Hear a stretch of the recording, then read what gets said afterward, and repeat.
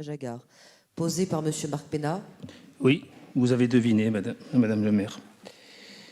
Alors, bonjour à toutes et à tous, chers collègues, pour cette longue journée qui nous attend.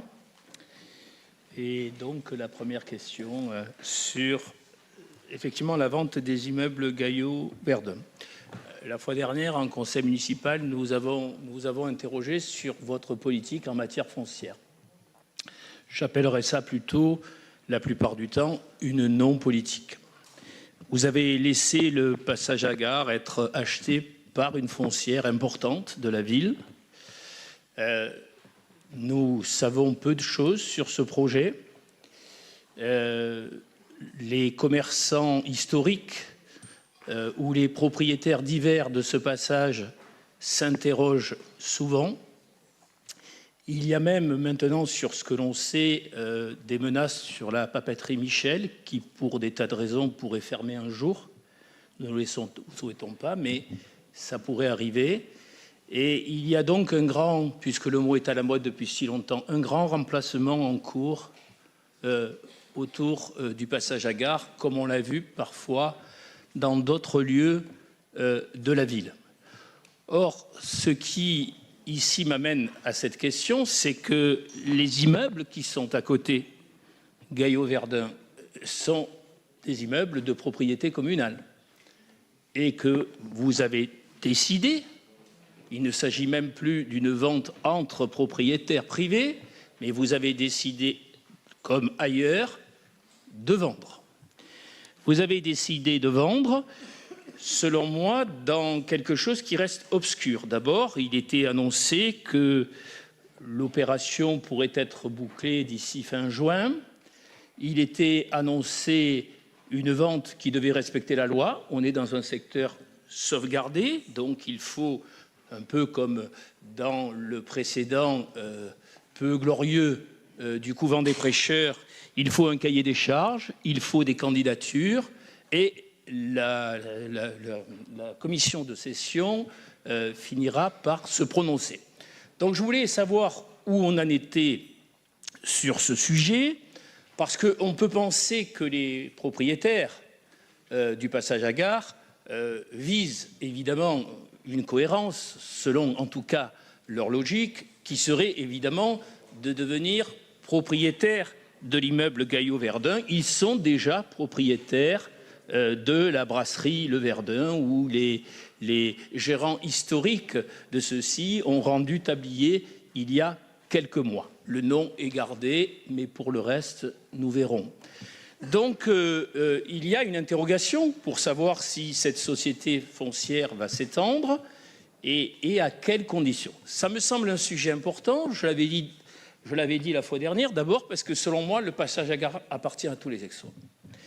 Il a une valeur historique, mais il a aussi une valeur d'usage considérable. Je vous ai parlé, d'ailleurs j'attends qu'un jour nous puissions avoir des informations là-dessus, sur le fait que c'était un chemin de passage, comme il y a beaucoup dans notre ville et autour, dans cette ville de campagne, cette ville verte, cette ville agricole, selon les points de vue, qui est Aix-en-Provence, que ces chemins soient recensés. Ce sont des chemins de passage, c'est-à-dire la liberté d'aller et de venir, tout simplement. Ce n'est pas rien.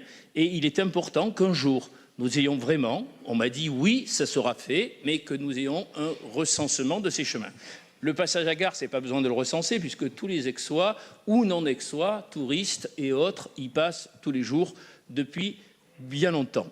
Donc je vous avais interrogé sur le statut du passage à gare, ce qu'il pourrait devenir, et maintenant qu'à côté on vend, eh bien on peut encore plus s'interroger sur le devenir de cet ensemble.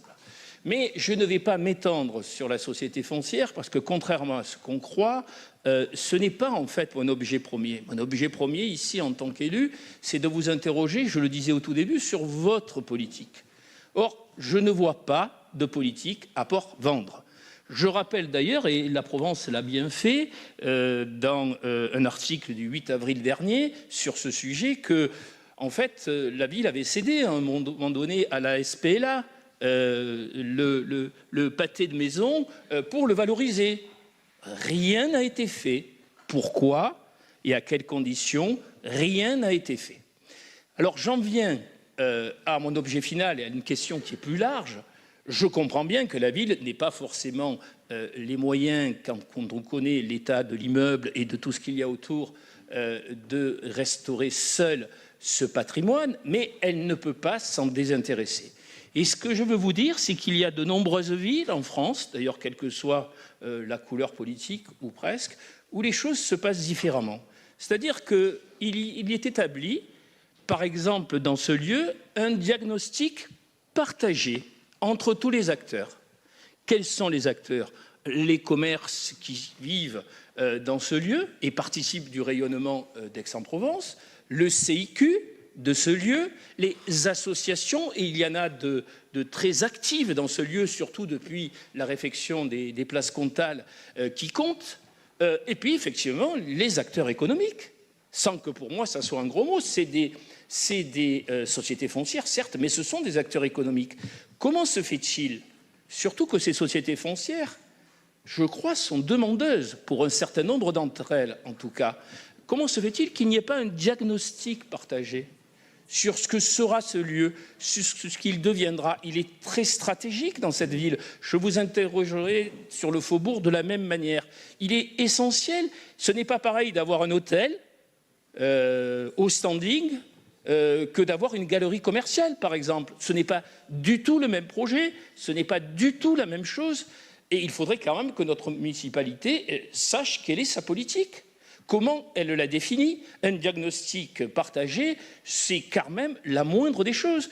Et des villes le font de manière régulière, soit pour l'hyper-centre-ville et leur patrimoine foncier, soit, c'est un autre débat, mais je le mets sur la table, lorsqu'il s'agit de reconvertir d'anciennes zones commerciales et qu'il y a un diagnostic entre des sociétés foncières qui ont les moyens je dirais, matériel et financier de cette reconversion, et les municipalités. Mais encore faut-il que le maire et que sa majorité aient une idée de ce qu'elle veut faire de ce lieu, ou en tout cas qu'elle fasse un diagnostic avec l'ensemble des acteurs, sans tout imposer, mais en étant la représentante, évidemment, de l'intérêt général, du bien commun des Aixois. C'est de cela qu'il s'agit. Vous ne l'avez pas fait pour le couvent des prêcheurs. Finalement, ça aboutit à une sortie un peu inespérée avec le ministère de la Justice. Nous verrons bien d'ailleurs ce qu'il en sera exactement. Vous ne l'avez pas fait. Vous avez laissé le privé vous présenter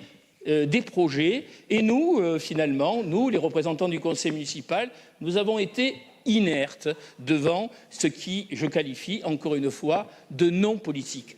Je le répète et je termine, les acteurs économiques, commerciaux, fonciers vous le reprochent, Madame le maire. Ils auraient aimé avoir beaucoup plus de précision, un cahier des charges beaucoup plus précis au moment de la vente du couvent des prêcheurs pour qu'il puisse y avoir une multiplicité de projets. De dire autant de choses, mais un petit peu plus en synthèse. Oui, mais justement, merci. Je dis quand même beaucoup de choses. Donc je vais le dire qu'une fois, je ne le répéterai pas 10 fois. Ça me semble un sujet majeur. Quelle est votre politique en ce domaine? Quel est le devenir des immeubles Gaillot-Verdun? Merci.